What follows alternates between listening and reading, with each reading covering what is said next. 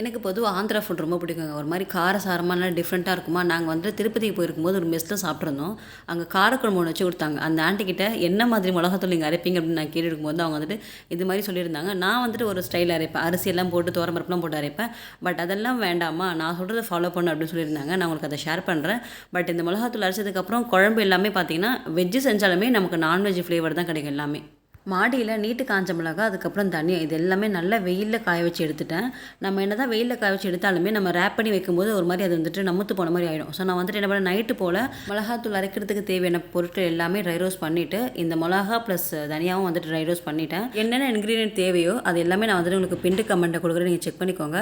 So எல்லாமே dry roast பண்ணிட்டு, இது கூடவே நல்ல ஒரு கைப்பிடி அளவுக்கு கல்லுப்பு ஆட் பண்ணிக்கோங்க. அப்பதான் நமக்கு வந்து அது கெட்டு போகாது. வண்டு வரது சீக்கிரம். முக்கியமா இதில ஆட் பண்ண வேண்டியது whole garam masala plus dry roast பண்ண கறிவேப்பிலங்க. இதெல்லாம் சேர்த்துட்டு நான் வந்துட்டு அரைச்சிட்டு வந்துட்டேன். மறுநாள் தான் அரைச்சேன். அன்னைக்கு சரியான மழை. ஸோ வீட்டுக்கு வந்ததும் அத வந்துட்டு அப்படியே ஓப்பன் பண்ணி வச்சிருந்தேன் சூடு இறங்க.